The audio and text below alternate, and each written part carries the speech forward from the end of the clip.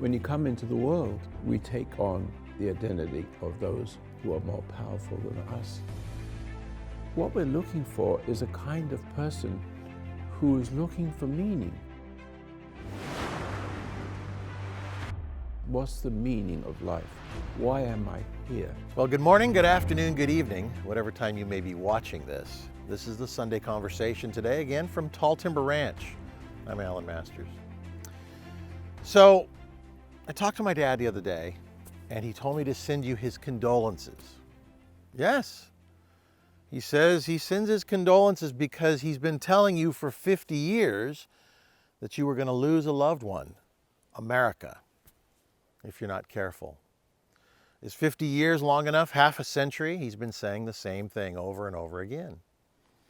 We are going to lose this country if we're not careful, so we have to wake up. 2020 is the battleground of the mind. It's psychological warfare. You know, we're kind of in a maze, but there's no walls, there's no borders. It's all invisible. The walls are in the mind, and you either have them, you either have boundary lines that you will not cross, or you don't. It's easy to watch a mouse running through a maze, and it gets itself into a corner and it can't get out, and it goes back and it has to retrack its last steps.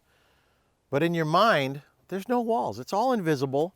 But for me, it's not invisible, actually, because I see it. I see something coming, temptation, anger, judgment. And I see these as walls, boundaries, places I will not go beyond. Now, I can't say that in my life that I didn't just blow right through them. I did. But today, I'm at that point in my life where, what profit a man to gain the whole world but lose his soul in the process? I've said that a lot, and that's really my mantra right now. I don't want to lose my soul. I want to finish well. I want to be on this world but not of this world. Greater is he that is in me than he that is in the world. Well, you can say that, but is it true? A lot of people say to me, I see the comments and I look at them and I just let them go. Well, you're not your father. Sorry, Alan. You can't deliver the message your father can. And I'm like, why do I need to deliver the message he delivered? He delivered it for half a century. But I'm on my journey. You're on your journey. Where are you? Where am I? I share my journey with you every week, best I can, and during the week on the radio show, Perilous World Radio. And I think to myself, yes, we changed the name of that show. Advice Line was my dad's show. We started doing the show, and I was thinking, it's such a perilous world, such a perilous world. I hear my father saying that in my mind. And I thought, that's the name of this show right now. I want the world to change the name back to Advice Line.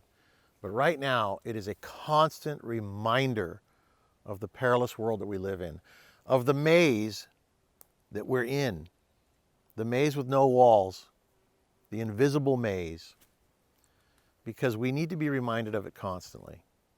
Constantly. I go through my days and I see the temptations coming at me. And it's interesting because since I'm laser focused on the temptations of getting angry, getting irritated, one thing leads to another, being tempted by whatever it is in this world. And so I'm laser focused on my mind. And then the devil throws something at me that he knows that I have a weakness for. Cars. I love cars. I love mechanical things. And so all these things come, and I have to look at those too. The devil knows your name, but he calls you by your sin, your weakness. God knows your sin, but he calls you by your name. Now, I'm here very early in the morning at Tall Timber Ranch, and the sun is just starting to peek through the trees. You can see the gazebo in the background, and we're still getting ready for the family reunion. And I have to be careful. I don't want it to be just for the family of the folks that have come to Tall Timber Ranch in the past. It really is for anyone, so don't be afraid to reach out to us if you want more information. But yes, we are dealing with a battle for the mind. 2020, the battleground is the mind. We have to know where the boundaries are. We have to really set those boundaries over and over and over again. And I've heard people say so many times, yes, I've heard your father say it and I didn't listen. Well, man, you know what? Maybe it's time to listen. It's time to make some changes. It has been for me. So maybe it is for you too. So I look at a lot of people, they get triggered by words. The devil, Jesus. Just hearing some of those words makes them kind of cringe. You know, they would rather hear good and evil. But really, at the end of the day, if God represents good and the devil represents evil, I'm just got to call it the way it is. You see what's going on in our world today, and we don't like it. Be careful not to get irritated. If you get irritated, game over. That's the beginning. That's the gateway drug to anger, resentment, judgment, failure. I mean, it just is a real quick spiral downward. So you have to look at what's going on in the world today and just say, okay, well, I've been warned. Have I been prepared? Like I said, my dad sends his condolences. If you're not ready, I'm not saying it's too late, but you really need to pay attention to what's going on in this world today. Don't doubt what you see. What we see going on in the world today is, it's been all these 50 years in the making since my father started talking about it, and since we start seeing some of these movies that were, you know, we've talked about a couple of them. I mean, The Matrix is the newest one that really called it out. But 1984, I mean, when I watched that movie, it called it out also. Battle for the mind. Psychological warfare going on every single minute of every day.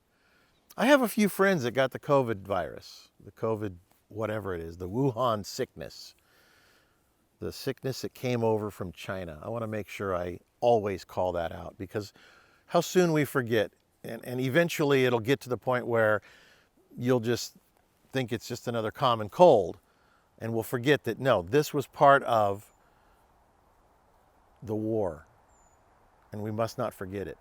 But back to my friend, I called him the other night and I said, how are you doing? How's it going? And he says, well, I'm doing better. He says, as a matter of fact, I'm doing a lot better. He says, but it was a little tough for a few minutes there. And I said, well, what was it like? He says, well, you know, at first, lost the taste, lost kind of the smell, got real weak. I mean, these are the same things you get with the common cold, the flu cold. And then he said, you know, and then my breathing started getting a little harder, so I went to the doctor. And he said, but, you know, and I'm getting better. His mom has it. She's in the hospital. She's old. It's not a death sentence. It can be a death sentence. The common cold can be a death sentence. You actually have more risk driving to the doctor than you do having the actual virus. More people get killed in traffic accidents than by a long shot than do that get killed by this virus. So I think we also have to have a paradigm shift of thinking. This is not a death sentence. I read something the other day about a man and woman that got out of their car and were walking along at a park or something, and another person went over to them and they didn't have a mask on. They're outside. They didn't have a mask on. The other person maced them. What is happening to this world? My son, just yesterday, was going to the beach in California, got out of his car, got a ticket. He got a ticket for not wearing a mask. He had the mask in his pocket, but he just got out of the car. Policeman came over to him and said, you have to have a mask on in the car. As soon as you leave your home, you have to have a mask on. Now, this is mind control. And all I can tell you is, don't doubt it. There's more going on here than just wearing a mask and trying not to get sick. It just seems to me that we have to look at our lives and maybe fast forward just a little bit. What would happen if if I decided to kind of double down on my efforts to be a better man, to be a better human being. You know what? I used to think to myself, I just want to be me. I don't want to be who my dad wants me to be, or my mom wants me to be, or my coach wants me to be, or my friends want me to be. I just want to be me. Leave me alone. Leave me alone. Shut up. I don't want to hear it. Well, we didn't want to hear it for all these years, half a century. And I know some of you watching have been listening that long. My dad has been saying it over and over again. Something wicked this way come, in essence. So, at what point do you start to listen to the conscience that you've put on the bench? When your conscience is on the bench, you don't listen to it. You got to bring some life back to your conscience. You need to measure everything you do. I remember my father saying, when I was a boy, if I had a nickel, I'd turn it over and look at it twice to make sure I didn't, spend it foolishly. A nickel. Today, let's say that's a $5 bill. But I spent $5.75 the other day on a coffee drink. And it made me sick to my stomach. I thought to myself, $5.75. Wow. We waste thoughtlessly because we're indulging. What happened to the conscience that would tell you you have to be thoughtful with your money? You have to be conservative. You have to conserve in a time of craziness like we have going on right now. People are spending like crazy right now. Now, a lot of it is, I see what's going on in the real estate market. A lot of people are moving out of those cities. So real estate's kind of going crazy in small town USA, which is a good thing. That means people are waking up. But I also see that people are buying boats and RVs and cars like crazy. They're fighting over them. I watch my boys with what they do with their buying and fixing up and selling different cars and boats and jet skis and motorcycles, and boy, they sell them just like that. People are spending. Now, is the economy as bad as they say it is? Yeah, I think for many parts of America, it's bad. But I watch the entrepreneurs. If you watch the entrepreneurs, they are thriving right now. I'm going to talk about one of my tenants. I bought the first drink from their new little tea store. And it was $5.75. And I thought to myself, well, I could have made that for 50 cents or less, maybe 25 cents. But I wanted to be their first customer when they open their doors. They are absolutely coming unglued. They're so busy. People standing in line to get in there to pay $5 and $6 and $7 for a drink. I have a friend who just sold part of his company. It's a coffee business that he started right here in small town USA, Grants Pass, Oregon, for almost $1 billion for 49%. Almost $1 billion for 49%. Entrepreneurs are thriving. I see people standing in line. I think to myself, they're using their stimulus money to spend $5.75 or $6, $5.95, $6, $7, depending on what they get, for a drink that they could go home and make for 50 cents. I don't understand the mentality. I don't understand the mentality.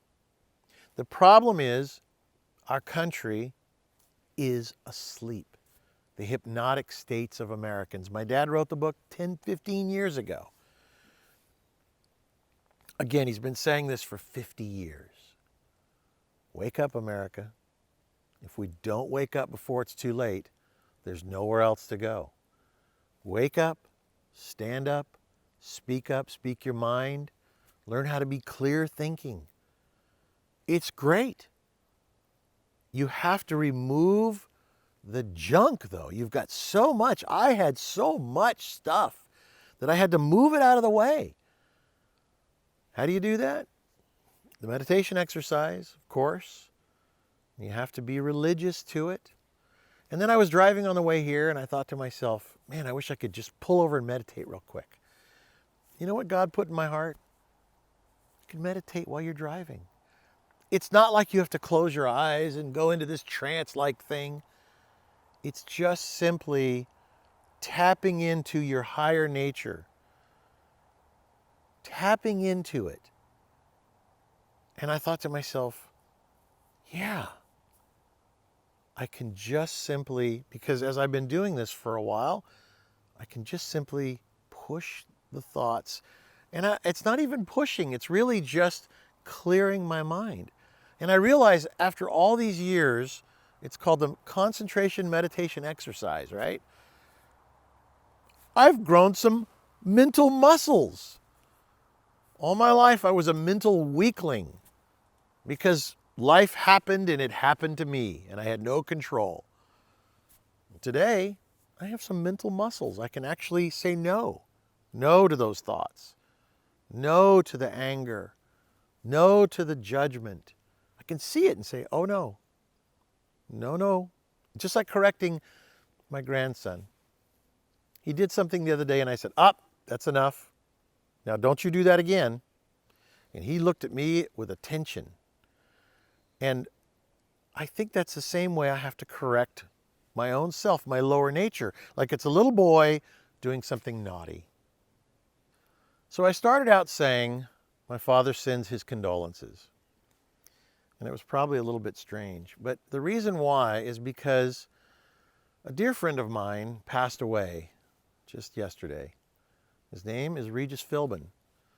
And I have been a friend with him for 20 years. He was a bit of a mentor to me because, well, that man was a special man. He had an incredible talent, and I call it a talent, but more, let me just even rephrase that. He had a kindness about him that came across on television, but it went right on into real life. So really, I only saw it on television the way you would see it on television, but the reality is he had a kindness about him in life, and it showed up on television. So I did spend a lot of time with him over the years, and I got a lot of people when I said one of my mentors died today. Godspeed, Regis. Everybody said my condolences, and I thought, well, he's in a better place. He's in a much better place. It is we that he sends his condolences to for being in this place with what's going on right now. And my father sends his condolences saying, I've been saying this for years and years and years and years. So I feel that it is time to wake up for all of us before it's too late. I feel like I have to say that. God put it in my heart to say that. It's time to wake up. It's time to double down. Do it. It's easy. Your life gets better almost immediately.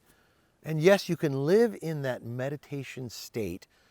That word scares a lot of people. You can live in that state of clarity in your life. And when something comes at you, you correct it like it's just a little boy. Now knock it off. That's not right and you know it. And all I can say is it seems like it should be so much more difficult, but it's not. It's just not difficult at all. But you have to practice what you preach. You have to live it. Like I've said before, a lot of people are willing to die for what they believe, but are they willing to live for what they believe? I am. You should be too. As you become willing to live for what you believe, as you start to use the 10 commandments that God gave us as mileposts of our life, we get to these points where, okay, I don't steal anymore. I don't, do this or that anymore, whatever they're going to be, whatever it is for you, because everybody's different. Life just gets easier because you can see it for what it is. Because it's so easy to do things outwardly, but God knows what's going on inside that head. All I can say is that it is definitely, it's the year. if there's a year that the world needs to rise its consciousness out of the gutter and bring back to life, breathe some breath of fresh air into that conscience that you have, it's this year. We've waited too long. Many of us have waited too long. This world could have been such a good place had you been more conscious in your life. All it takes for evil to prevail is for good men and women to do nothing. And if you sit back and do nothing, then you're an accomplice to what's going on in this world. And that is part of what the Black Lives Matter people say. They want atonement because you stood by and you let this happen to them, to us, so they say. Well, there may be a little truth to that, but the reality is that they have the same chance in life, the Black Lives Matter people, as you do. They have the same set of challenges in front of them. We all have it. We all have challenges. There is none of us in this world that is without a challenge in life of one kind or another. Whether it be a mental thing, PTSD from going to the military or from being beat or raped or whatever, everybody has something. We all have our demons, so to speak. But remember, you can't get rid of those demons if you love their company. You can't get rid of those demons if you allow their company. You have to rise up out of the muck that you have been given, that you have accepted and embraced. You have to choose. You have to choose. Again, the battle for the mind and the souls of men and women is happening right now. And you know, I watch the news, and it is so incredible to see how they portray what is going on. I have a friend that lives in Portland, Oregon.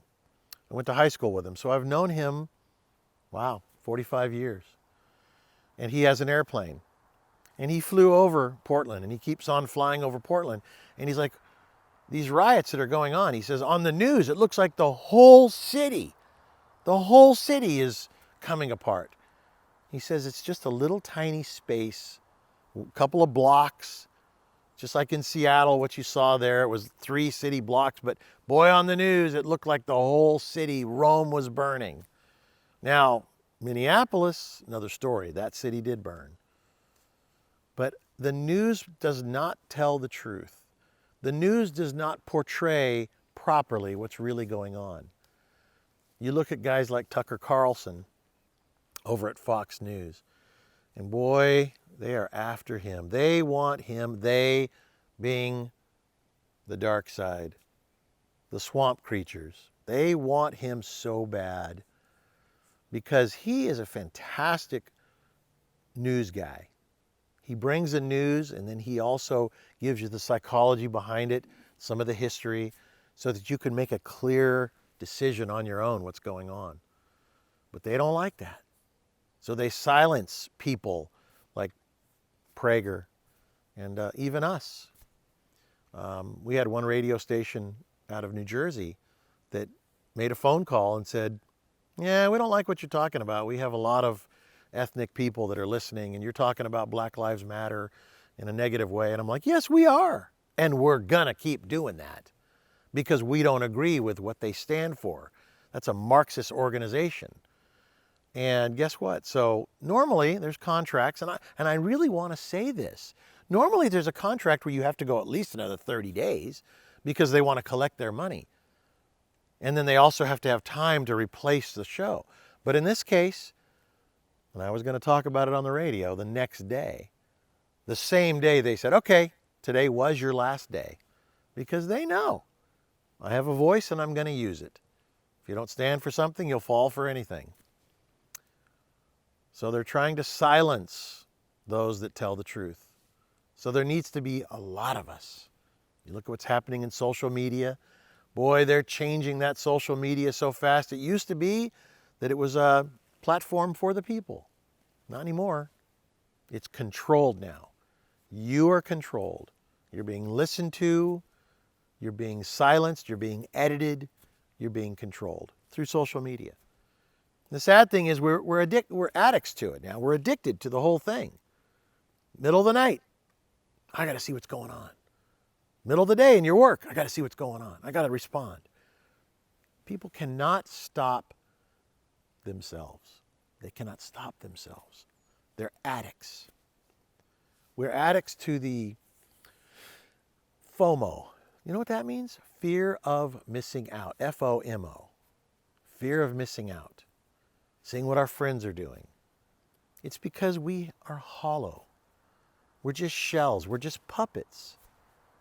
We're paper dragons, paper tigers. I don't know what it is, whether it's a paper dragon or tiger, but whatever it is, we're just hollowed out shells walking through life in this hypnotic state that we've allowed ourselves to be put into. Typically on the stage, you ask for volunteers. You want to be put out? You want to be hypnotized? Yeah. Or there's ones that can't help it in the audience. My dad could always spot them because they sit there looking fearful. You ever seen a Chihuahua sitting there shaking? Looks fearful. My dad had a consciousness. He could see the fearful looking people.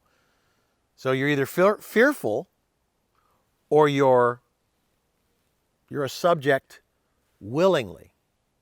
What are you? Are you a subject willingly and you are just saying, well, nothing I can do about it? Well, there's the problem. If you don't think there's anything you can do about it, you're part of the problem. And if you're fearful and you're living without faith, you're part of the problem. Fear is the voice of faithlessness inside of you. And when you embrace it, you've lost God. You've said, you don't exist. I don't have faith. I don't believe. I won't live in fear. When I see fear coming, what's that saying? Fear knocked at the door. Courage rose up and answered it, and no one was there.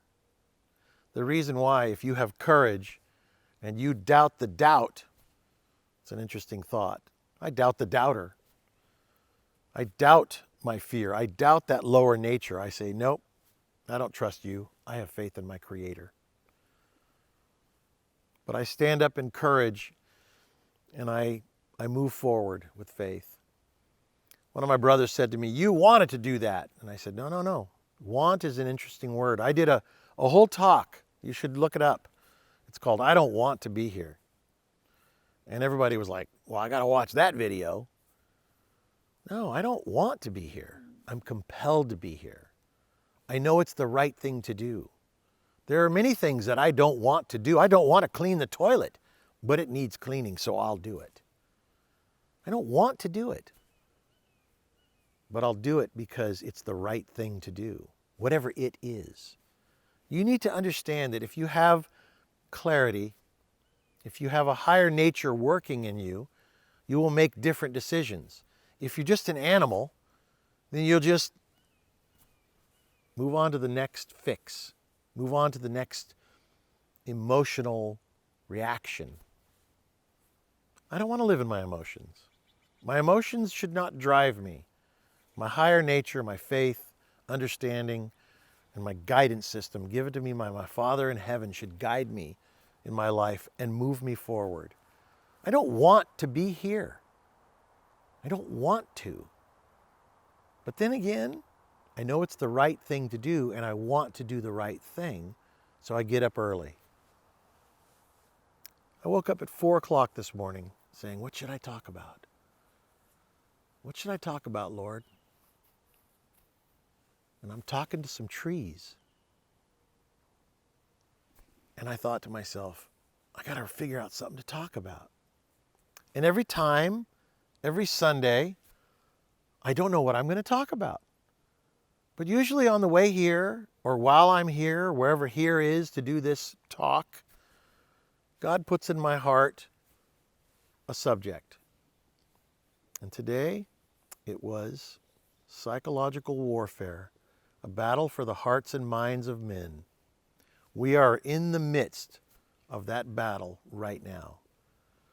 And then I heard in my mind, why are people saying my condolences about Regis, my friend? And then my dad, my condolences, because we're going to lose our country.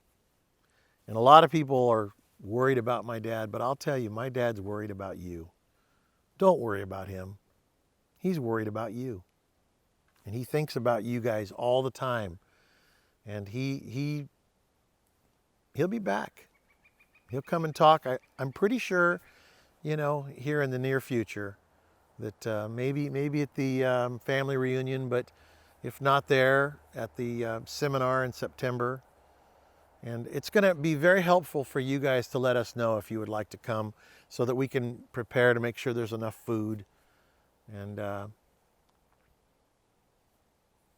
chairs and things like that. Anyway, I think that today again is just going to be something a little more simple, like just a reminder to double down on your efforts, not to put will into it, but double down. If there's any time to be twice as thoughtful as you've ever been, it's now. About your own self. I'm not talking about the worldly stuff. I'm talking about your own spirit, your own soul, because that's what you lose. If you don't, if you're just going to go the way of the world, you're going to lose your soul in the process. What profit a man to gain the whole world but lose his soul in the process? So, I think that's about it for me today. Just want to say thank you again for your support of the foundation and supporting me for what I'm trying to do here, and supporting my father for all these many, many years that you have been. And listen to our radio show. You can listen on our app. I'll put it right here in front of me. Watch this. FHUvisionapp.com. That's where you go to download the app so you can listen whenever you want. You can watch these videos, and you can also listen to the 7-minute meditation. And when you touch it, it starts playing immediately on your phone. So, hope to see you at the family reunion or the seminar. Keep an eye on our website, FHU.com. I'm Alan Masters. Time to wake up. See you next week.